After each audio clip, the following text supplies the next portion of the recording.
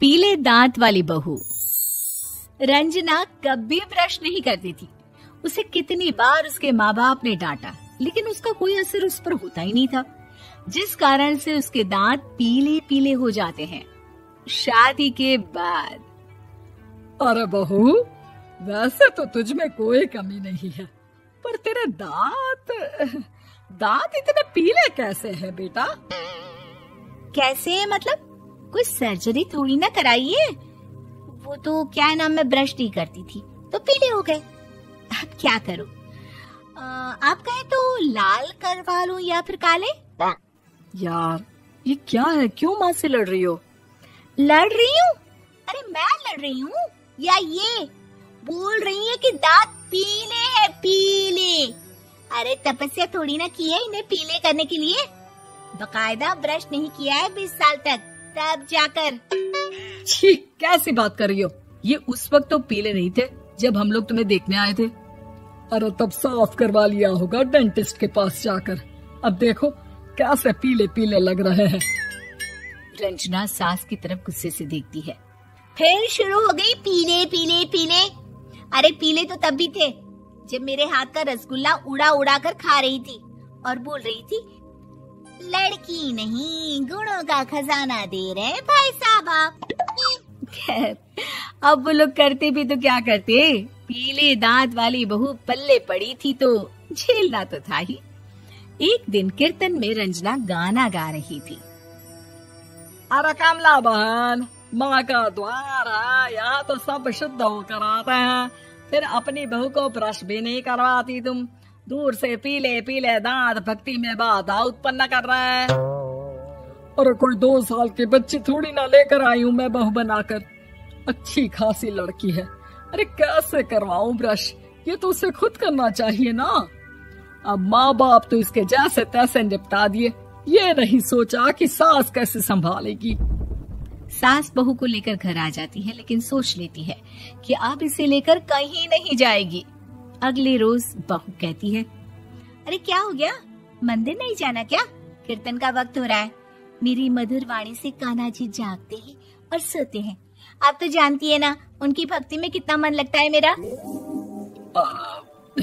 वो क्या है ना, तबीयत ठीक नहीं लग रही है मेरी, आराम करूंगी मैं। तबीयत ठीक नहीं लग रही? अभी तो मिथुन के गाने पर नाच रही थी आप, और अब बोल रही है कि तबीयत ठीक नहीं लग रही। अरे भक्ति में मन लगा लो सासू माँ, ऊपर जाना है, क्या मुंह दिखाओगी आप? हाँ? सास को बहू की बात पर गुस्सा आ जाता है। मैं क्या मुंह दिखाऊंगी, इसकी चिंता तो ना कर, समझी? अपने मुंह की चिंता कर, जो ये पीले पीले दांत लेकर हर जगह पहुंच जाती है। पता है लोग कितना मजाक बनाते हैं। ना जी ना, मैं नहीं जाना कहीं तेरे साथ। तो ये बात है। कोई ना, मत जाओ, मैं अपने कमरे में ही बैठकर भक्ति कर लूंगी। ऊपर वाला दांत थोड़ी ना देखता है, मन देखता है, भावना देखता है। और अरे बस बस, तू सब कुछ दिखा, बस ये सफेद चमकदार दांत ना दिखाना किसी को, है? जा यहाँ से। बहू को सास की बात का कोई फर्क नहीं पड़ता, वो तो जैसी थी वैसी ही रह जाती है। सुबह नहाकर किचन में खाना बनाना, फिर खाना खाना, कीर्तन भजन करना और सो जाना। एक दिन, माँ जी मैं सहेली के घर जा रही हूँ, शाम को लेट आऊंगी। हाँ, तो जाना, मैंने कौन सा तेरी आरती करनी है घर पर बैठकर। रंजना सहेली के घर जाती है, जहाँ वो पार्टी में जाने की तैयारी कर रही होती है। अरे शिखा, कहाँ जाने की तैयारी कर रही है? मैं गलत वक्त पर आ गई क्या? अरे नहीं यार, उल्टा सही वक्त पर आई है। मैंने ये साड़ी और ज्वेलरी निकाली है यार, शाम को इनके ऑफिस की एक पार्टी में जाना है। बताना कैसा लग रहा है ये सब? नहीं यार, इस ड्रेस के साथ तो वो वाली ज्वेलरी अच्छी लगेगी। हाँ, सही बोल रही है, मैंने ध्यान ही नहीं दिया।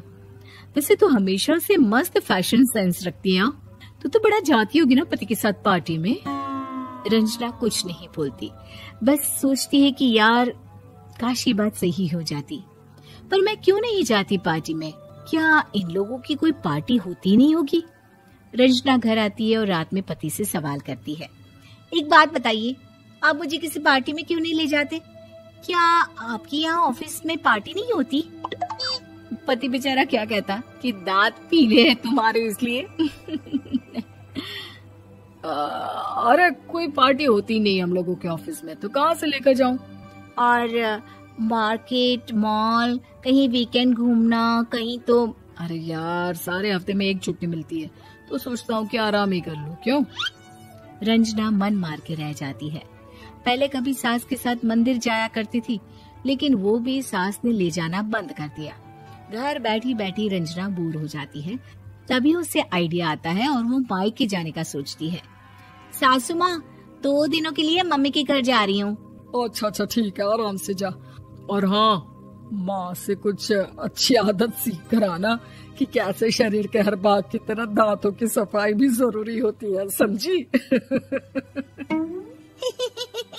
शुरू हो गई ना आप। वो लोग आपकी तरह नहीं है कि छोटी छोटी बात का बतंगड़ बना दे।